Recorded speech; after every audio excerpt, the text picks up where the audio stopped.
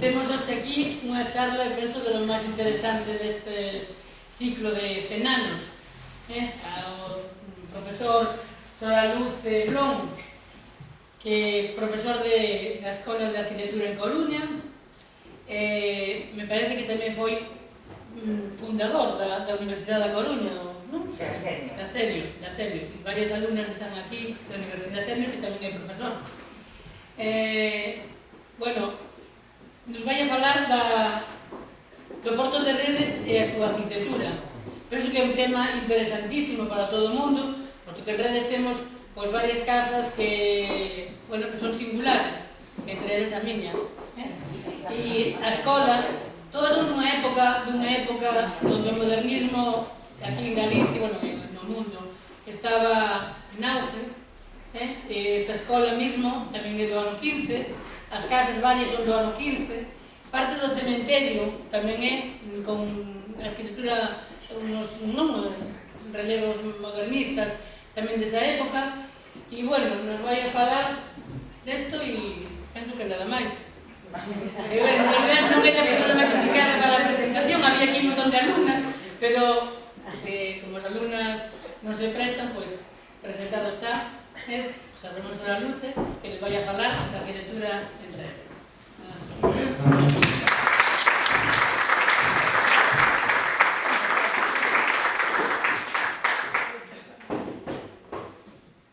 Buenas tardes. Estoy aquí porque Ernesto me puso un correo electrónico, me convocó a que participara en este centenario. Me pidió a ver si podía intervenir con una conferencia sobre redes y sobre todo sobre el colegio que cumple su aniversario, y coincidió también con que me llaman de Sada para la Feria Modernista y otra cosa en Cambados para también arquitectura de Cambados. Ya me despierto mirando a ver qué ciudad me tengo que aprender de memoria, porque tengo que dar una conferencia 2 semanas. Redes yo la conozco como la conocen todos los de Coruña, ¿no? De venir un fin de semana, algunos fines de semana, a tomar algo, a pasear. Es decir, que es uno de esos pueblos encantadores que se visitan de vez en cuando. Y claro, cuando me dicen que hable de la arquitectura de Redes, y sobre todo la arquitectura del colegio, que la verdad ni lo había visto, pues rápidamente me tuve que poner las pilas y empezar a estudiarlo y a verlo, a analizarlo, posiblemente con unos ojos diferentes. Al ser profesor de la Escuela de Arquitectura, pues vería las cosas de otra manera. Y después entro en contacto con la revista de esta asociación, la Tenencia, y veo que está todo publicado también, es decir, que todos los artículos extraordinarios, de todo hay además, ¿no? Es decir, que pues tuve una información de primerísima mano, es decir, que eso que vean ahí en el PowerPoint no me lo he inventado, lo he copiado de aquí, de las revistas estas y de la información a la que he podido tener acceso. Lo único es posiblemente una aportación más personal, puede ser lo interesante que pueda tener esta charla, esta conferencia, sobre este singularísimo edificio, que como sabe, forma parte de toda una tradición muy gallega y de otras regiones de España, donde también ha habido el efecto indiano, ¿no? Y la arquitectura indiana y demás. Es decir, no es una cosa estrictamente nuestra, sino que también en otras, incluso en el sur de España, no solamente en el norte, incluso en el sur de España, etc. Cuando yo trataba de estudiar el mundo indiano, porque en la escuela de arquitectura dábamos clases de estas cosas a los alumnos y demás, para que conocieran la arquitectura gallega y demás, pues siempre se nos ha presentado la arquitectura indiana como un género de arquitectura, como la modernista, como la arquitectura del hierro, como la arquitectura ecléctica. Es decir, había otro capítulo estilístico que se llamaba la arquitectura indiana. Y así aparece en muchísimos libros, en muchísimos manuales, ¿no? De historia del arte, historia de la arquitectura y demás. Y es una arquitectura que pone en relación a una determinada ciudad con el mundo americano. y que lo que explicamos a los alumnos es que esta arquitectura es el fruto de la presencia en América de un personaje que, adinerado al cabo de un tiempo, vuelve a su pueblo y hace una arquitectura que recuerda el país donde estuvo emigrado. Pues eso es mentira. Me voy a Cuba y le digo a los arquitectos de allí, a las escuelas de arquitectura, tuvimos una reunión de escuelas de arquitectura y me pidieron que diera una conferencia, y le digo, voy a hablar de la arquitectura indiana. Y me dicen todos, ¿y eso qué es? Hombre, la arquitectura de Cuba, que los que fueron después a España, a Galicia, etcétera, pues construyen allí. Me dice, no, es que creíamos que la arquitectura indiana era la arquitectura de los indios. Las chozas y tal, y eso no nos interesa absolutamente nada. Y lo otro, pues todavía lo estoy buscando, porque no he encontrado en Cuba nada más que 1 o 2 edificios que se parezcan a los de Galicia. Porque los de Galicia no se parecen en nada a estos. Empiezan a hacer una tesis doctoral en La Guardia y empiezan a hacer una tesis sobre la arquitectura indiana en Santo Domingo. Y le pregunta a la doctoranda, ¿usted ha ido a Santo Domingo? Dice, no. Pues revise la tesis. Porque cuando vaya a Santo Domingo se va a encontrar que nada de lo que ha escrito o ha visto aquí se parece a lo que hay en Santo Domingo. En Santo Domingo no hay nada de esto. La arquitectura de Santo Domingo, la arquitectura de Santo Domingo no tiene nada que ver con esto. Y empieza a desmontarse una idea que no es que esté mal, sino que está mal asociada. Es decir, el fenómeno indiano es un fenómeno social y económico, pero no un fenómeno arquitectónico. Es decir, los indianos en América hacen la arquitectura de América y los indianos en Galicia hacen la arquitectura de Galicia. El modernismo, el eclecticismo, etc. Pero lo que se estaba haciendo aquí. ¿Qué pasa? Que hay elementos y componentes decorativos que sí les vienen de su presencia allí. El interés por la vegetación, el interés por las terrazas, el interés por los vuelos y los grandes vuelos y los balcones, cosas que sí se corresponden con la arquitectura que se hace allí en América. Y que la diferencia ligeramente de la arquitectura que se hace en Ferrol, que se hace en Coruña, etc. Pero en el fondo es la arquitectura propia de la región, la que ellos, con una capacidad económica importante, van a construir por aquí. Pero Redes no empieza siendo una ciudad indiana, ni muchísimo menos. Redes empieza siendo un pueblo marinero muy antiguo. Y hay que saber que la arquitectura de nuestras ciudades y de nuestros pueblos no suele tener, por lo general me refiero a la arquitectura convencional, la arquitectura residencial de las casas, no los grandes monumentos, sino las casas, no suelen tener más de 400 años. El historiador Lampérez decía, es muy raro que haya una casita en España que tenga más de 500 años. Es muy raro. Por lo tanto, cuando uno se encuentra en una casa y dice, esto es una casa medieval, dice, perdón, será medieval la puerta, el arco, el escudo, etc. Pero la casa, seguro que es otra distinta, que la han tirado, la han renovado.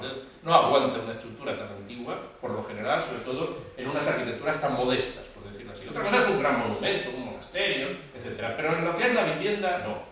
De ahí que al estudiar la arquitectura de los pueblos costeros, la arquitectura marinera, sobre todo de toda esta zona del norte de la provincia de Coruña, nos encontramos con un modelo de casa que evoluciona en esa dirección. Es decir, las casas más antiguas solían ser casas de un piso, las casas terreas, pasaban a tener 2 pisos y aparecía el corredor, una cosa bastante antigua también, y finalmente en el siglo XIX se incorpora la galería a esta estructura, diríamos, de casa modesta, de casa de marineros, o no marineros, porque aquí no solo vivían marineros, vivían carpinteros, vivían gente que se dedicaba a los negocios, al mercado, etc. Es decir, que era una ciudad pequeña, pero que tenía un poco de todo.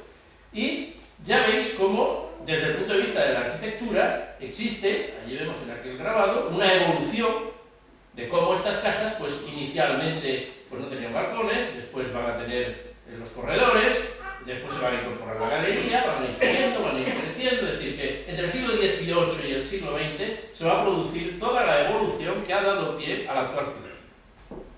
Lo que hoy es Redes, Si buscáramos cosas anteriores al siglo XVIII, yo creo que no encontraríamos nada. Alguna pared. Bueno, alguna pared. Alguna cosa, no lo sé. Desde luego yo me he dado un paseo por redes tratando de encontrar algo y me ha sido muy difícil. El corredor es el elemento constructivo propio de toda esta zona, no solamente de esta zona, sino de toda la costa de Galicia, desde a Guarda hasta Ribadeo prácticamente. Es un elemento muy propio de la arquitectura popular en general, pero también mucho más desarrollado en las zonas costeras, ¿no? Los dos modelos de corredor más conocidos o más usados son el modelo hecho con canzorros, el modelo hecho con losas de piedra, es decir, el corredor es una estructura casi de gran balcón, y después el más modesto, el que tiene una estructura sencillamente de madera. Los corredores que se conservan de madera son posteriores a los que se conservan de losas de piedra, por una razón muy evidente, porque posiblemente estos corredores han tenido 2 o 3 corredores ya, es decir, que con el paso del tiempo, más de 50 o 60 años no aguanta la madera sin pudrirse, sin estropearse, sin tener que cambiarla, etc. En Ares, me voy a referir, perdónenme ustedes que me refiera de vez en cuando a Ares, pero es que está ahí al lado y vamos, la influencia es muy directa, ¿verdad? En Ares hay casas con corredor como esa, sobre canzorros de piedra, que es del siglo XVIII. Si se fijan en las ventanas y en la puerta, verán que tienen unos salientes.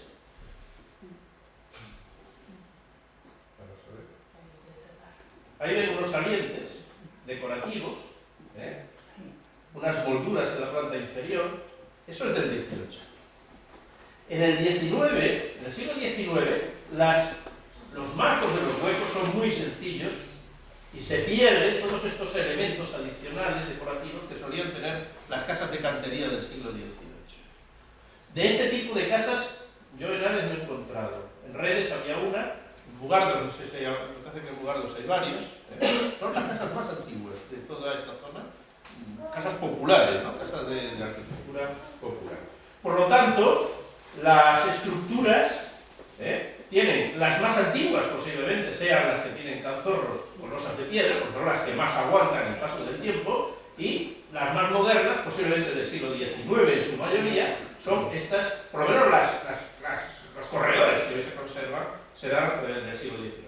Mirando fotos antiguas, vemos cómo estos corredores se hacían también entre medianeras, no aislados como están estos, sin paredes laterales, sino que se prolongaban los muros laterales y se hacía el corredor entre esas paredes. Esta es una vieja foto de una casa de Ares que me parece que perdón, de Redes.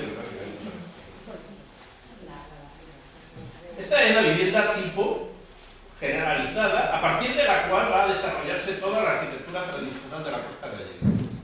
Es la casa con corredor y en toda la zona de Ferrolterra y toda esta comarca hay como 4 grandes núcleos en los cuales se desarrolla y se conserva mayor número de casas de corredor con canzorros. Aquí tenemos Neda, Bugardos, Ares y Redes. Ahí es donde se encuentran la mayoría de las casas con corredor y canzorro. Casas a las que luego se les van a añadir pisos y a las que se les van a añadir después las galerías. Muchas de las galerías han sido antes casas con corredor. Muchas de las casas con galerías han sido con anterioridad casas con su corredor correspondiente. Esta es la idea, la imagen que daría Ares, Ares abajo y Redes encima, donde están pues, todas las casas con corredor y las primeras galerías. El hecho de que aparezcan ya galerías nos está hablando ya de finales del siglo XIX. Sí, el siglo XIX es el siglo cuando aparecen mayoritariamente ya las galerías. Ya vamos a ver. Pero fíjense en Ares como aparece al principio, hace bastantes años, esta foto debe ser bastante antigua, calles enteras con casas de corredor. Hoy sería difícil encontrar un pueblo marinero en que todas las casas estuvieran con corredor, ¿no? La gran transformación de Redes se produce a partir de 1883, que es cuando se redacta este plano. Es el plano para hacer la travesía de entrada hasta el puerto de Redes, que este es el pueblo de Redes, a mediados del siglo XIX, y esta es la calle que se va a abrir, la gran carretera que va a penetrar, una travesía que se va a conectar precisamente con la carretera que va de Cabañas hasta Ares.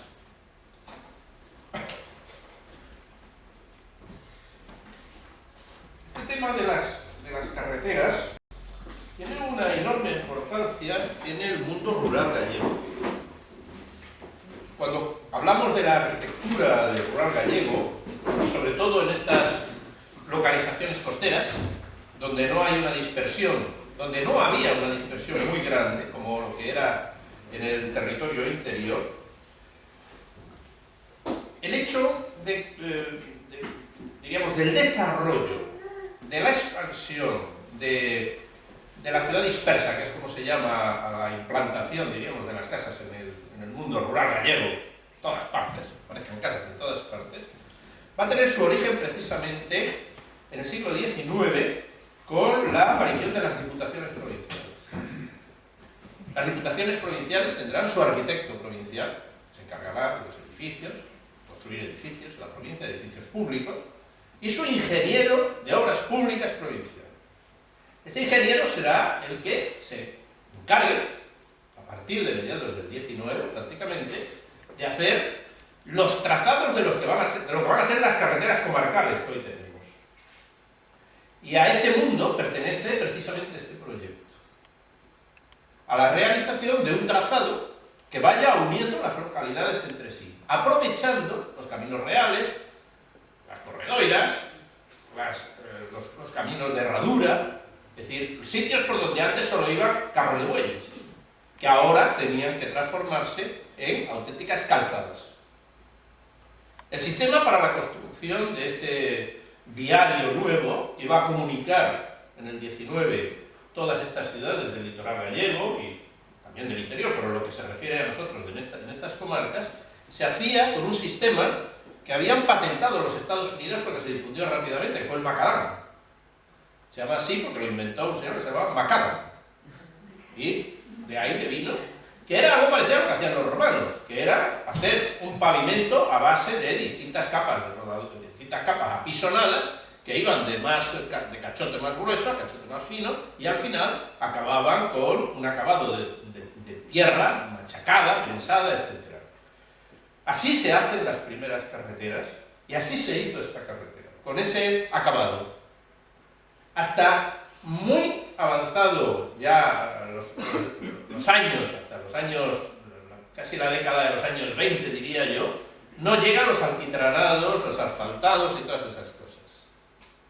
Por lo tanto, esta carretera, que ven ahí tan bonita y tan bien pintada, es una carretera de tierra apisonada, de tierra ya prevista y preparada para pues un tráfico más fluido y sobre todo para el gran problema que había en estas localidades, que era poder llevar hasta el puerto y poder sacar desde el puerto productos y demás, puesto que si se dan cuenta en el plano de Redes, el pueblo era una piña compacta con cañajuelas estrechísimas por las que era francamente difícil. Y muchas de estas carreteras, de estas calles, estaban escalonadas, es decir, tenían unas grandes pendientes por las que se dificultaba posiblemente el tránsito y demás. Y el proyecto que hizo un arquitecto, se llamaba Daniel Meñaca, que era el ingeniero provincial de obras públicas, lo que hace es un corte yugular a la ciudad y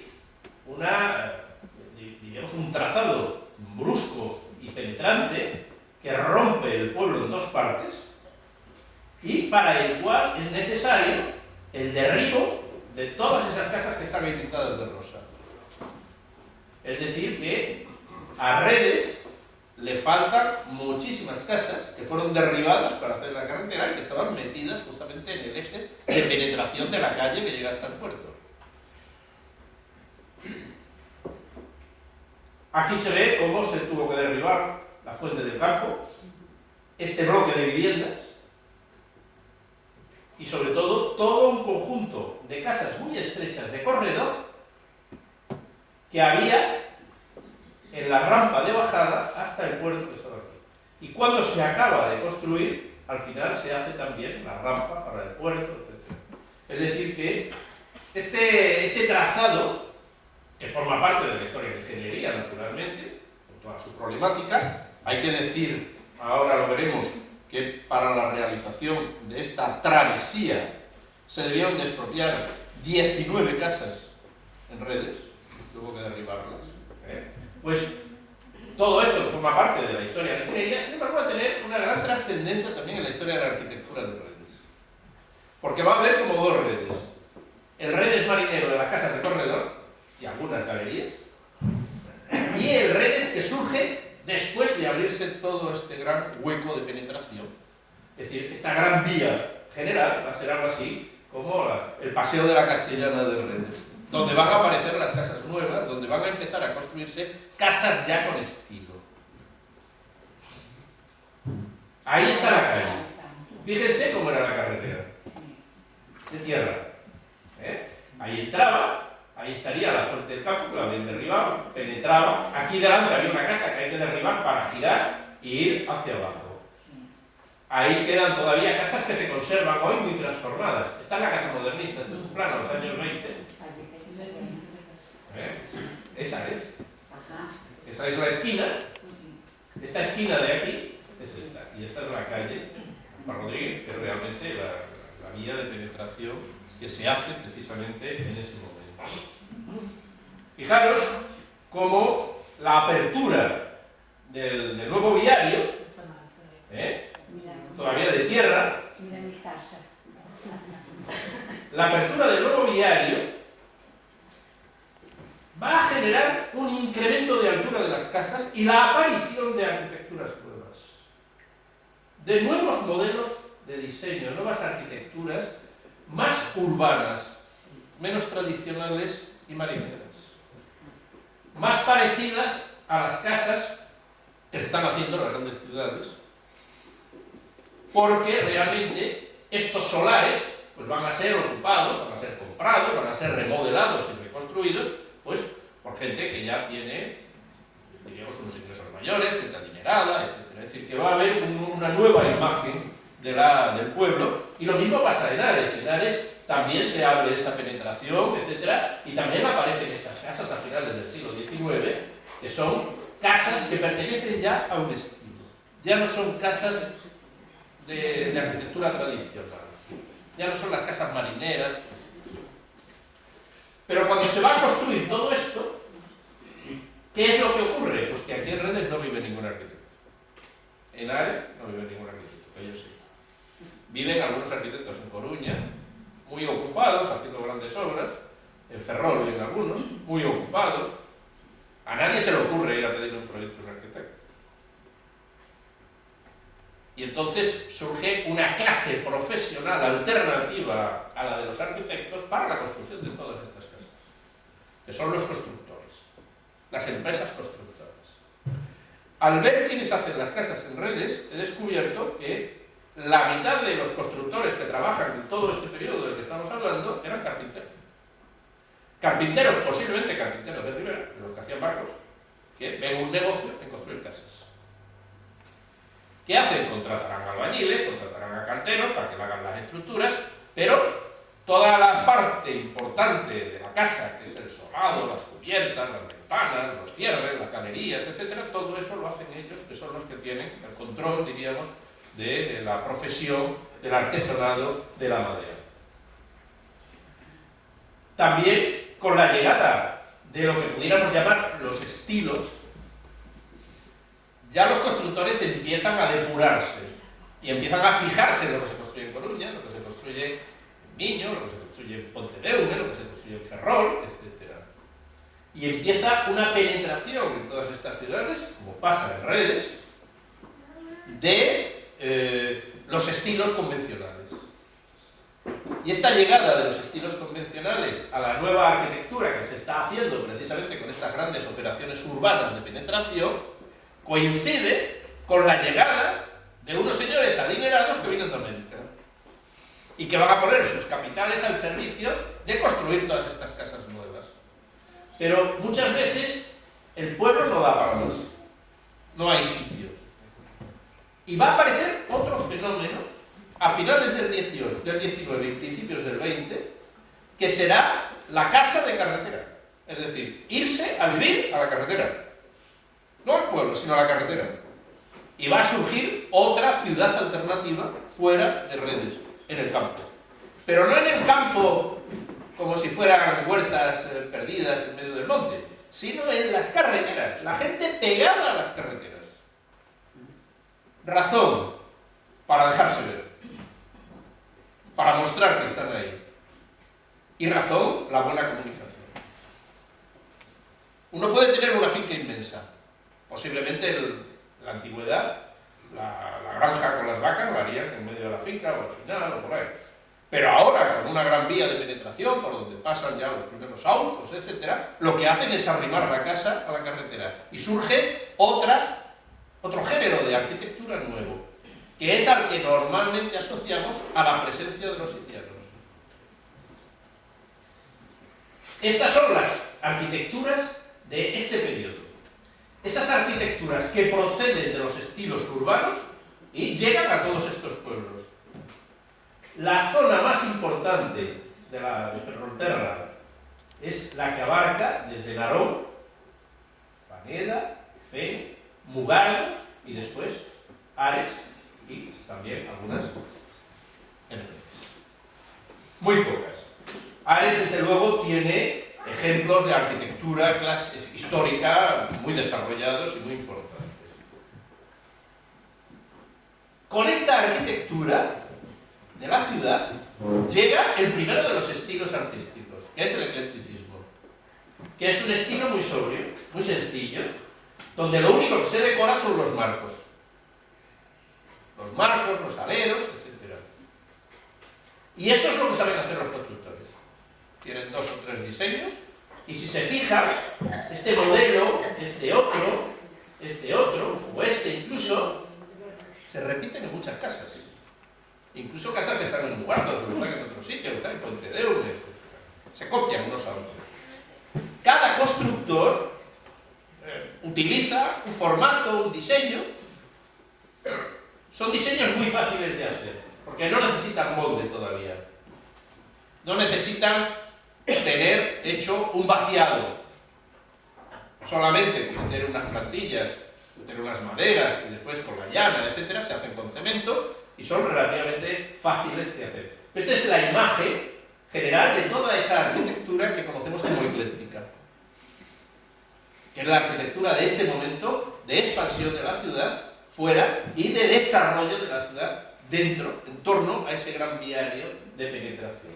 Y naturalmente, a ese estilo y dentro de ese grupo se encuentra el diseño de esta escuela, que es un diseño que hace, que inventa, o que repite, porque seguro que lo pone en más edificios, el constructor que se encarga de hacer esto. Leyendo, está publicado, el contrato que hace la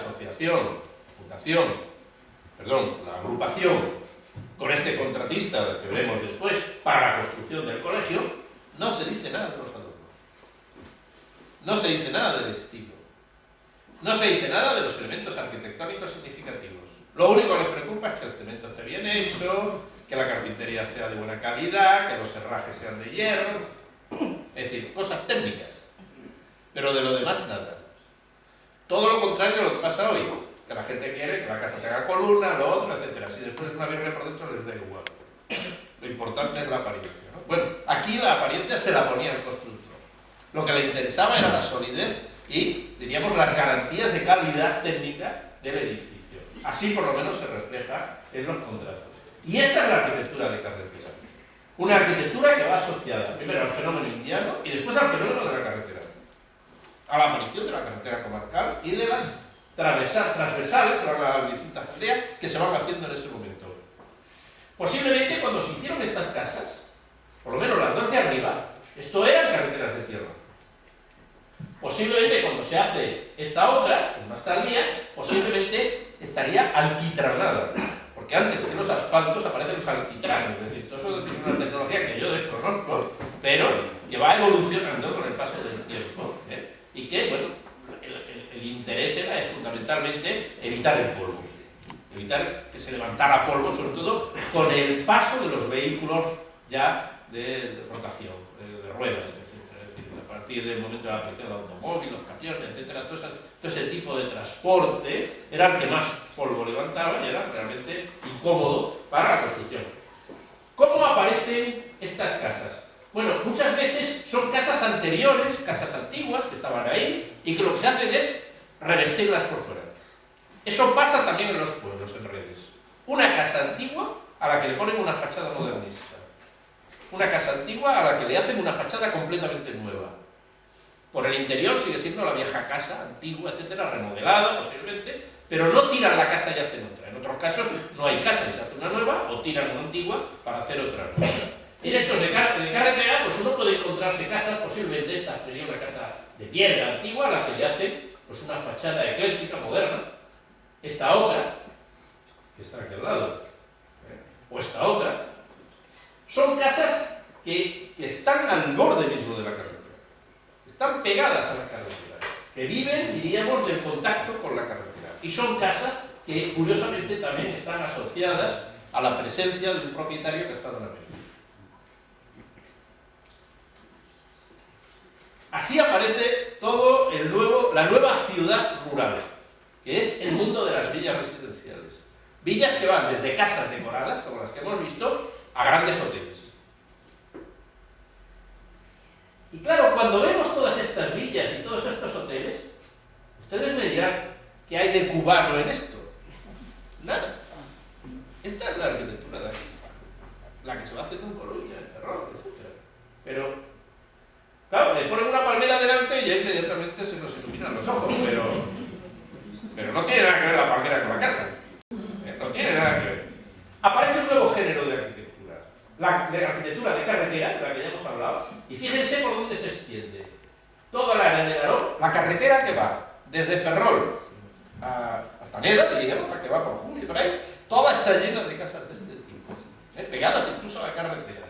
Después, toda la franja norte, en torno a Mugardos, y después todo el ámbito este en torno a Redes de Sares, que está lleno de casas de este tipo.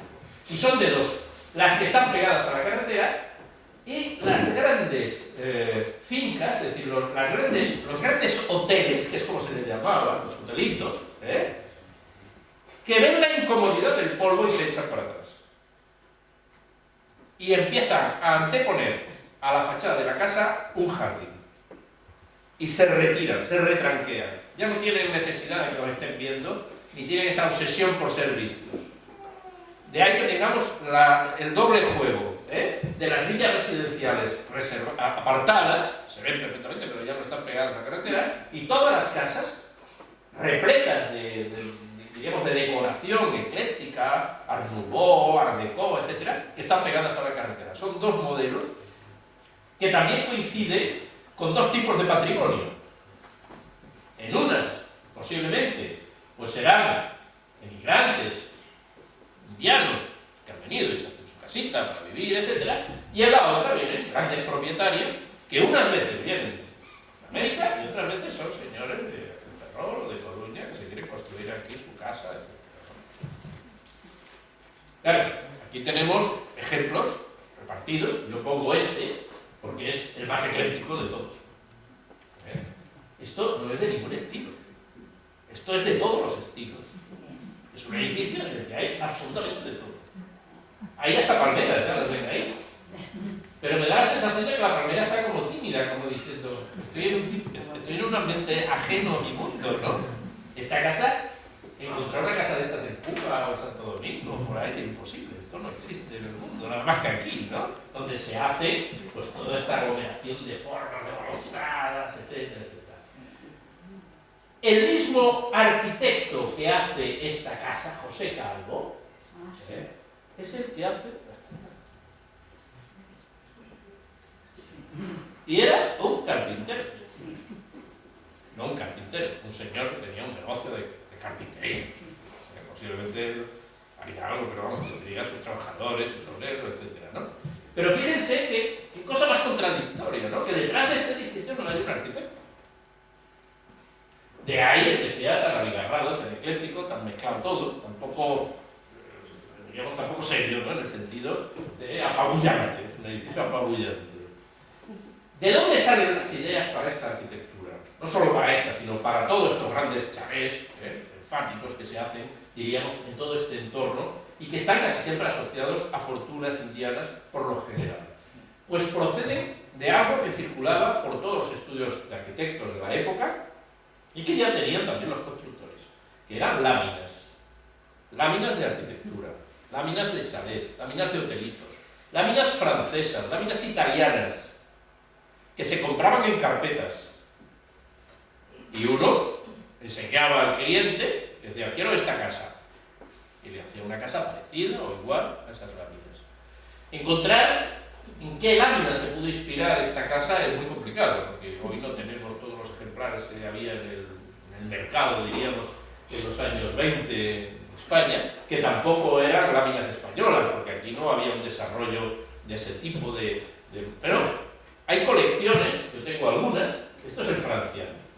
Estos chales, pues lo puede encontrar uno por Bergondo y por ahí, en las afueras de Coruña, ¿no? Es decir, que es muy probable. Además son láminas que vienen con todo el edificio perfectamente desarrollado, con la planta, la sección, los alzados, todo, para que lo construyan directamente. Son proyectos de arquitectura, y que nos están dando ya la muestra de lo que es una casa de campo. Y va a ocurrir algo a finales del 19 y principios del 20, y es que el anhelo por tener un pazo que tiene toda la nueva burguesía adinerada de Galicia se va a transformar en el anhelo por tener un hotel, o un gran hotelito en el exterior. Y va a haber como dos sociedades dentro de la cultura arquitectónica gallega. Los que se construyen pazos en el siglo XIX y les ponen torres y escudos y cosas de estas, y son banqueros, de gente que procede del comercio, que no tienen ningún título nobiliario, pues se construyen un pazo, y los que en lugar de eso, pues ya optan por este nuevo modelo, mucho más europeo, más vanguardista, es la arquitectura moderna del momento, que son las arquitecturas francesas del Segundo Imperio. Esas serán las que se difundan y las que se construyan, pero hasta entrado el siglo XX. Estas son láminas italianas. No me digan que no han visto estas casas con estas torres por ahí, por Puente de Hume y por todos estos sitios, ¿verdad? Es decir, antes, en un pazo uno tenía una torre con almenas. Ahora uno tiene una torre belvedere a lo italiano, con su mirador para subirse allí, para leer, para ver el paisaje, etc. Es la alternativa moderna que va surgiendo. Y también láminas de detalles constructivos. Fíjense en este detalle constructivo, con estos cántaros, cómo se reproducen después, y los reproducen los encargados de la construcción, hacen moldes de cemento y los venden. Es como lo de FEAL, ¿no? Que tiene cruceros y todo lo que quieras. Entonces había también cabezas, caras, ángeles, lo que quieras, para ponerlo también en las fincas. No es un diseño que lo ha hecho un arquitecto, sino son cosas que compras al peso y te llevas por 20 ánforas para ponerlas alrededor del edificio, etc. Y por fin llega el modernismo. La década de los años 10, coincidiendo con todo esto, el modernismo es otra de las oleadas arquitectónicas que llegan también a Reyes, como llegan a toda la comarca, como llegan a toda la zona. La Casa de Oliva, en 1912, constructor Domingo Pires. Aparece por primera vez este señor, asociado al modernismo. Parece que es un hombre de ascendencia portugués posiblemente, que es el que trae ya unos diseños más internacionales. Pero si se fijan en estos adornos, son los mismos que ponían los otros. Es decir, ¿qué es lo que ocurre? Que hay algunas partes del edificio, como son estos aletones curvos, estas formas, o esta máscara de mujer que aparece en las esquinas del edificio, que pertenecen al modernismo. Pero si le quitamos esto y le cortamos los dos aletones, tenemos un edificio ecléctico exactamente igual que lo que hemos visto antes. Por lo tanto, el modernismo va penetrando desde los adornos y se va introduciendo poco a poco en las fachadas de las casas. Aquí tenemos a Domingo Pires. Un poco pirado estaba, porque esto Bueno, vamos a ver. Hemos leído que perteneció a tres autores, tres constructores. De mi abuela es. La señora, ¿no? Sí. Pero no Pires. La casa. Pues bien, esa casa, Paco Vego. vamos a ver, esa casa, yo no sé si sería una casa anterior, a la que se le pone todo el revestimiento exterior, o es una casa nueva que se hace completamente. Sí, sí. Pero la fachada que da a la calle, ¿qué es esta? Que es una fachada casi segundo imperio. Y la fachada lateral, ¿qué es esta? Que es una fachada secesión vienesa, modernista, no tienen nada que ver. Pertenecen a dos artistas diferentes. Y posiblemente la clave está en el nombre de los autores, bueno, pues que uno la empezó, etcétera, y en una segunda fase se le va a construir. Pero cuando la gente ve toda esta amalgama de adornos, inmediatamente dice, mira, es una casa modernista. Nos hemos acostumbrado a asociar el modernismo con los recargados, con los adornos recargados. Y no es verdad. El modernismo tiene sus leyes, sus pautas. ¿Eh? Que nací en esa casa. Ah, está emocionado. Fijaros en otra de las casas que hemos visto, que era una casa ecléctica. Manuel Bouza, carpintero, es el que hace la casa y hace también una puerta Art Nouveau. Es decir, no solamente estos carpinteros son los encargados del negocio de la construcción, sino que también los elementos singulares también los hacen ellos. Las escaleras, por ejemplo, las barandillas, etc. Y esta casa yo no sé de qué es. Germán Braje, Domingo Pires otra vez. Domingo Pires debió de hacer esta fachada, la primera, porque tiene toda una estructura ecléctica y toda una serie de elementos decorativos modernistas incorporados, que son los que la diferencian de las casas estrictamente eclécticas que hemos visto antes, como adorno sencillo. Pero si se fijan, la estructura ornamental, con estas bandas que marcan verticalmente las ventanas, etc., es muy parecida. Lo que sí aparece con el modernismo son estos antepechos de balcones de cemento. Ahí es donde aparece la decoración modernista.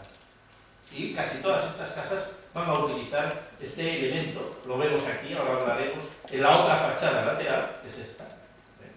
Y ahí ven pues, estos adornos, que están sacados también de láminas, que están sacados de libros, que no se los inventa el señor este, sino que pertenecen a imágenes que se copian de todo lo que es la producción artística internacional del modernismo. Desde luego lo más interesante de la casa es la ampliación.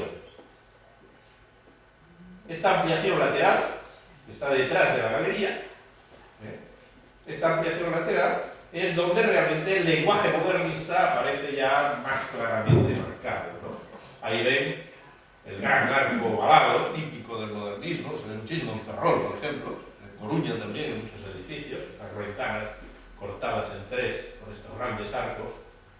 Y después, en las molduras, que es donde aparecen los elementos de tipo ornamental. Esos elementos los tenemos aquí. En la parte de arriba vemos estos dos bichos sujetando ahí un escudo. Siempre se ha dicho que eran grifos. El grifo es una cabeza de águila. Son dragones. Fíjense cómo se parecen a este. Este es el dragón de San Jorge, que en Barcelona se asocia también al modernismo. Lo utilizan también en el modernismo. ¿Qué son estos dragones en el modernismo?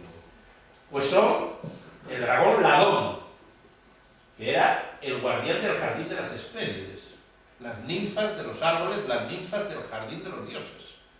El modernismo no deja de ser una simulación de la arquitectura como un elemento surgido de la naturaleza, un elemento invadido por la naturaleza, sobre el que reina la diosa Flora, que son las máscaras estas que vemos de mujeres. Y casi siempre hay un vigilante, que es el dragón. El dragón es un elemento muy característico del Art Nouveau y está asociado precisamente a esa leyenda mitológica de la antigüedad. De ahí que en muchísimas casas encontremos precisamente dragones y lo encontremos también en elementos decorativos modernistas. como las farolas de Betanzos. Con estos dragones que vemos aquí, está hecha por el arquitecto Rafael González Villar. Incluso hay casas de indianos de Viveiro. Ahí tenemos dos dragones, guardando la puerta del gran jardín en el que está la casa del propietario indiano. Por lo tanto, el tema del dragón es un tema muy característico del Art Nouveau, el modernismo, y aquí creo que se aprecia perfectamente esta figura del dragón modernista, ¿no? Y finalmente, vamos a hablar del colegio. Bueno, de esto saben ustedes más que yo. A mí me sorprendió que se creara una sociedad exclusivamente por hacer el colegio. Ahí están los cheques que he visto, ¿no? 6 pesos. Ahí pone 6 pesos. Estamos en 1925.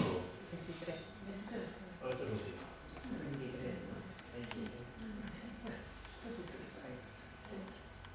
Es decir, hasta en esta fecha se está recogiendo dinero.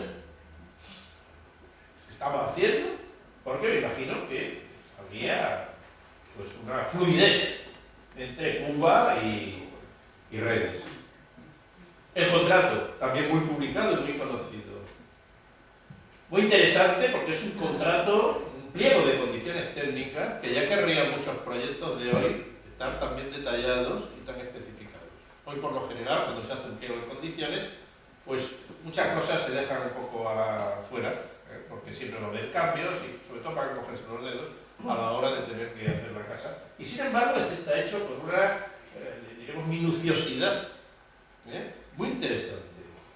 El único plano con el que se hace todo el colegio. El resto que se lo inventa el constructor. Imagínense una casa. Imagínense que se quieren hacer un chalet. No, que el dormitorio está a la derecha, la cocina aquí y esto mirando para acá. Dice, ¿cómo? Eso se lo inventa usted. Así va, porque no hay ni un alzado. Y la realidad es que la fachada se parece muchísimo a la arquitectura de José Calvo, es decir, a las otras cosas que se hacen por esta zona, por este mismo constructor. Lo cual no quiere decir que sea una fachada anodina o que no tenga clase, es decir, no sé yo si algún arquitecto lo habría hecho tan perfecta y tan bien. Es decir, que es un edificio de una nobleza, diríamos, de diseño extraordinaria como para no haber estado diseñado. Cosa rara. También aparece aquí la distribución original del colegio. Creo que estamos en este aula. Sí. Es decir, que aquí estaba la tarima con la mesa del profesor, es decir, estaría en esa zona de área. No exactamente que igual, Aquí está la puerta, son esas. Y después al fondo había toda una tira en las que estaba la biblioteca, la secretaría, y después había el cuarto de los armarios para poner la ropa de los niños, me imagino, los lavabos y los retretes a ambos lados. Y de ahí salían unas conducciones a 2 pozos negros que todavía se conservan. Todo esto ha sido muy transformado con el paso del tiempo. O sea que no traten de identificarlo con el edificio actual, porque está muy cambiado. Ha habido muchas fases en la historia de este edificio, ha habido muchas intervenciones, remodelaciones y demás. Y es difícil ahora mismo pues, coincidir en esta distribución que se le hizo originalmente. Y siempre la fecha de la firma del contrato, ¿no? El 15 de junio de 1913, este señor, Nicolás Nochi Castro, y José Calvo, que es el constructor. Este es un plano extraño, el de abajo. Y yo no sé de dónde ha salido. Yo no sé si esta sería la distribución que había antes del hundimiento del colegio. No, eso es cuando, después del año 73, se llevan a los alumnos mayores parares a una concentración y aparece el aula de párvulos, que es aquel espacio que vemos en la mano derecha. Uno de estos. yo creo que es el 15, perdón. No, este del 1915 no se defiende más. Yo estuve aquí en el 50 y pico en la escuela y era exactamente en su escuela. Bueno, como ven, ha habido muchos cambios. Ha habido muchos cambios que se han ido adaptando, porque claro, lo más sorprendente que me he enterado hoy es que cuando se hace la escuela, ¿cuántos niños había? ¿Niños? 83 niños, 73 niñas. No, los hay en Coruña. Ahora mismo.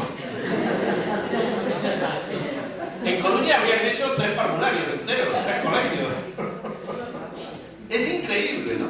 Y eso aquí. Imagínense, Barcos, Henares, Vera, etcétera, etcétera. Miles de niños. Carne de emigración, naturalmente, ¿no? Pero, y sin colegio. Porque cuando tienen que hacer esto, porque no había colegio. Por lo menos un colegio donde poder atenderlos a todos. Esa era una realidad social. Fíjense lo que dice el contrato. La altura interior tiene que ser de 4 metros. Es decir, estos son 4 metros. Supongo. El suelo de tapa machimbrada de tea de 3 centímetros, ensablada a la francesa sobre las rastreras de castaño. Aquí no valía cualquier madera, está todo certificado. Muros de mampostería y paredes interiores de ladrillo hueco, lucido con pasta de cal. Los huecos exteriores enmarcados en cantería de grano fino para emplomar las bisagras con molduras de cemento. Herrajes interiores con manillas de porcelana. No sé si seguirán, me imagino que se habrán cambiado ya con el paso del tiempo. No están. Perdón. Esta cuna es hecha de la tabla, esa que comenta ahí. Esta cuna que hay aquí. Tejados a 4 aguas con tijeras de tea, es decir, las cerchas. Teja plana francesa, que todavía se conserva, una teja espléndida, atada con alambre de cobre. Es decir, hasta estos pequeños detalles, que hoy no lo pondría nadie. Teja plana y pum. La compras donde sea y la atas con una cuerda, si quieres. Es decir, nadie se entera de eso, ¿no? Tejas de cristal en las claraboyas. Los 2 huecos que hay en el pasillo ya estaban proyectados y estaban tapados ya con tejas de cristal. Antepecho de cornisa exterior de ladrillo y cemento revocado. Es decir, todo lo que es la cornisa está hecha in situ, no está cogida con molde, por lo visto. Inodoro sin cisterna y lavabo sin traído de agua, con cañerías a los pozos negros. En las aguas, tarino de 40 centímetros de alto con balaustres y cancilla, porque la traían de Asturias por mar y llegaba ya totalmente humedecida, etc. Es decir, tener cal viva aquí era prácticamente imposible, ¿no? Pues se obtiene ya en Moeche, es decir, debería haber hornos de cal en Moeche, pues algo muy interesante para averiguar, pues no lo sabemos en aquella época. El arbitraje técnico se delega en el perito provincial, es decir, en el técnico de la Diputación, que era el único técnico que debía de estar por estas zonas, el único al que recurrir por una persona, diríamos, de arbitraje, ¿no? Y el coste total que he leído en otro sitio fue de 18.750 pesetas. Si es cierto, son los datos que se manejan en este aspecto. Todas estas escuelas responden a unos formatos muy parecidos. Todas tienen divididos los niños y las niñas. Todas tienen los aseos a los lados, unos cuartitos para los armarios, para meter los abrigos y cosas de estas. Estas son las lavacas, estas son las de Ortigueira, son las escuelas espléndidas, donde también están las clases de niños y niñas. Tanto las escuelas Lavaca como las escuelas de Ortigueira tenían 2 pisos para la vivienda del profesor y de la profesora, cosa que en las rurales no solía ocurrir. Es muy raro que aparezca la vivienda, en alguna aparece, pero no es muy normal. Esta escuela, por las dimensiones que tiene, podría haber tenido posiblemente posibilidades de haber tenido un piso y haber tenido también vivienda, pero realmente pertenece más a este otro modelo. Hay que decir que estas escuelas, las de ciudad, las importantes, son escuelas que forman parte de la filantropía, diríamos, a la hora de construirlas, pero están dentro del sistema general de educación, por decirlo así, del Estado, ¿no? Son ciudades en las que las escuelas son las escuelas públicas, ¿no? Aunque haya sido un mecenas el que haya dado el dinero, incluso que haya sido un mecenas indiano el que haya dado. No son escuelas que dependan de una fundación concreta a la hora de contratar profesorado y cosas así, ¿no? Y las que sí pertenecen a todo el mundo indiano, pues son estas otras escuelas más pequeñas, que también tienen su división. Esta es la de Cedeira, la de Fene, que como veis tiene la división de niños y niñas, los aseos, esta la tiene detrás, esta la tiene delante, 2 cuartitos para lo que es la administración y los libros, me imagino, etc. Es decir, que realmente casi todas responden a un formato muy parecido, a una estructura muy similar, aunque no sean en absoluto copias unas de otras. Hay algunos modelos que se repiten, pero por lo general todas son diferentes, pero todas responden al mismo prototipo. Las escuelas Lavaca han celebrado el centenario el año pasado de su fundación y reconstruyeron un aula tal y como debía de ser en la época de la fundación, recuperando pupitres de la época, y lo que más gracia me hizo fue el tema de la cancilla, que todavía lo conservaba. todavía conservaba la tarima con la calcilla, que sería muy parecida posiblemente a las que debió de tener aquí el colegio en su momento. Y otra cosa que me sorprendió era, bueno, el tema de las pizarras también, de madera, etc. Y cómo utilizaban las paredes para poner todos los elementos pedagógicos y didácticos. Estas cosas que se ponían en las paredes, los planos y demás, y que hoy prácticamente es muy difícil encontrar cosas de cierta calidad en este material en los colegios. Las características del edificio. Bueno, uno de los problemas del edificio es que el terreno está inclinado, con lo cual, pues naturalmente es mucho más alto por un lado que por otro, se hace muy necesaria una enorme escalera de entrada, es decir, que hay toda una serie de aspectos que a medida que se va construyendo la obra, pues debieron de ir saliendo y resultando pues, de cierta complejidad. El segundo de los problemas también era el referente a las dos cubiertas, el no haber hecho una única cubierta. Eso pues crea problemas de humedades y demás, es decir, el aterrazado de la cubierta estaba previsto en el proyecto original. Es decir, estaba previsto que hubiera una terraza perfectamente impermeable para poner encima las dos cubiertas. Pero no estaba previsto que hubiera una única cubierta, que habría simplificado e incluso abaratado a lo mejor la construcción de la terraza. Muy interesante también de la obra de José Calvo el diseño ecléctico que le da un ritmo y una esbeltez, diríamos, a la imagen de la escuela, que por ser un edificio muy alargado y muy bajo, pues naturalmente perdería de haber tenido unas ventanas horizontales, por ejemplo, y habría prácticamente carecería, diríamos, de interés. La cuidada carpintería que se hace precisamente para estos enormes ventanales, las puertas, etcétera, está perfectamente descrita en el pliego de condiciones y demás, y debió de ser pues, la obra maestra o el elemento más interesante de la aportación de José Calvo como carpintero, ¿no? La cuidada carpintería. También algo muy interesante que se ve en muchísimas escuelas de este tipo, que es la ocultación de la cubierta con una gran cornisa que tiene encima una balaustrada decorada. Esto es muy corriente en las escuelas de este tipo, las escuelas de invierno. Dejar la cubierta que no se vea, que quede detrás. Con lo cual el edificio adquiere casi una nobleza más urbana. Pierde la imagen diríamos, de casa de pueblo.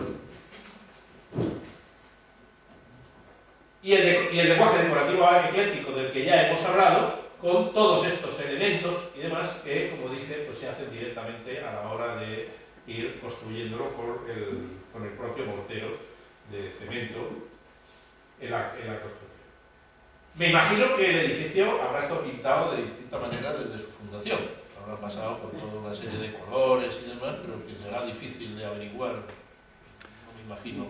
Fotografías de los años 20, los hay, pero es en gris, claro, en blanco y negro.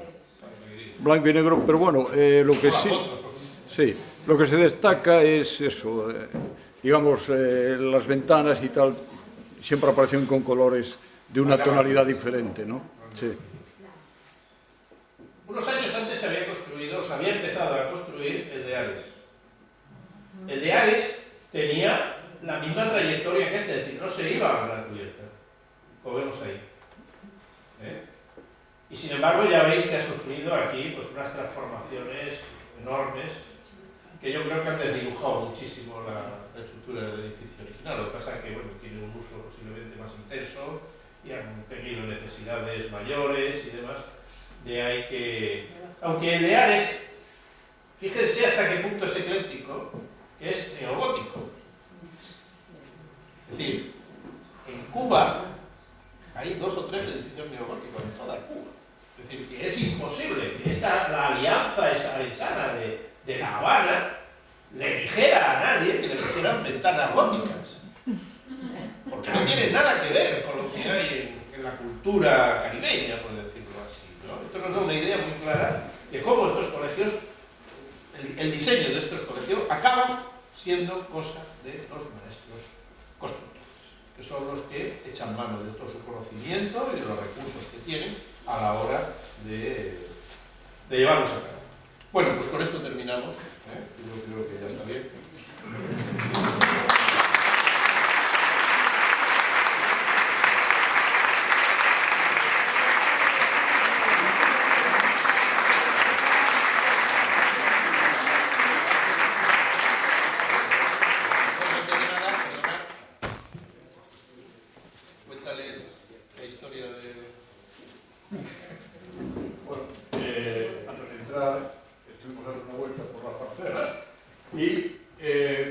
Curiosamente, este señor tiene, digamos, unas características excepcionales en cuanto a localizar cosas y decir esto proviene de, porque me dijo, eso ya sé de dónde viene.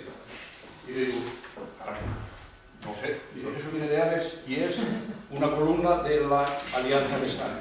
Ah, pues es cierto. Esta columna, en la Alianza de Sana, amplían una de las calles laterales y al ampliar esta calle lateral retranquean el cierre de la alianza y les sobra esta columna. Y pasaba yo con el coche, estas cosas que coinciden, que bueno, que la vida pasa muchas veces, pasaba, la vi y dije, oh, ¿y esto? ¿Qué vais a hacer con esto? No, esto tirado, esto para escombros, esto no vale para nada. ¿A quién se lo puedo pedir? Al alcalde. Yo fui al alcalde y me la dio. Y en el momento en que me la dio, dije, el primer camión que encuentre que me haga el transporte, que me la cargue y que me la traiga. Me la trajeron y con ella hicimos una celebración única, porque celebramos el centenario de la fundación de la Alianza de Sana. Esto ocurrió, se fundó en 1904 y nosotros lo celebramos en 2004. Me parece que 2005, me parece que fue un poquito después. Bien, es el único monumento que hay posiblemente en el mundo que honre la memoria de los fundadores de la Alianza de Sana. Las escuelas de instrucción, bueno, tienen desarrollo. El día 6, he martirizado a la gente de redes con 2 horas de charla. Sí, o sea, no me lo he visto, ¿no? Bueno, pues resulta que en Ares no se hizo nada para celebrar este centenario, prácticamente lo que se hizo fue casi nada. Entonces nosotros trajimos esto para redes, lo montamos, vino el coro Toxos e Flores de Ferrol y hicimos aquí una celebración por todo lo grande, con la asistencia de casi todo el pueblo de redes. En fin, fue un acontecimiento precioso. Entonces, este señor que por un correo mío, yo no sé qué le conté en el correo, qué influjo tendría el correo, que a vuelta casi del correo me contesta diciendo que sí. Yo me quedé asombrado. No estoy acostumbrado a que gente de esta valía tenga, digamos, ese detalle de corresponder a una petición de un señor que es un presidente de una pequeña sociedad. No conocía nada de nuestros desvelos por la sociedad, ni nuestros desvelos por redes, no conocía nada de nada, a mí no me conocía de nada, pero él aceptó y yo quiero con estas palabras darle un reconocimiento y mi agradecimiento personal y colectivo. Yo no sé si tú quieres decir algo más.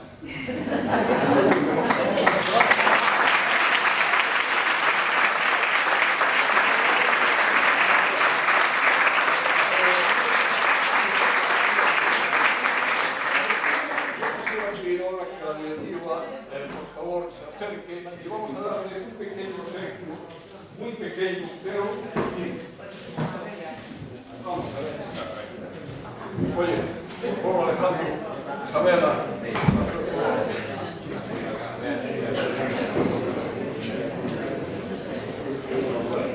Muy bien, pues es un pequeño obsequio y sale de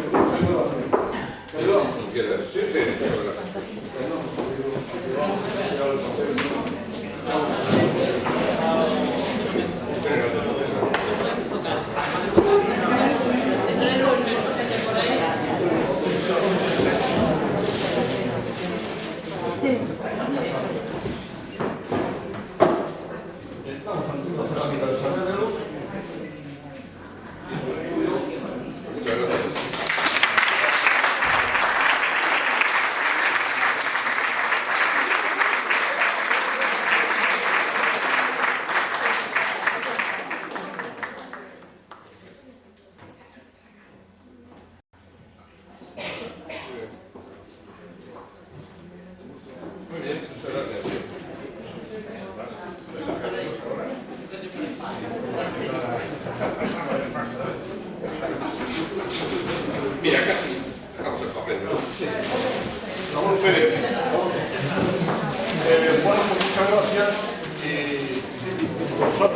seminario continúe. Mañana tenemos la nuestra comida, tenemos una serie de actos más, entonces el que quiera venir, pues aquí está invitado. Muy bien, gracias.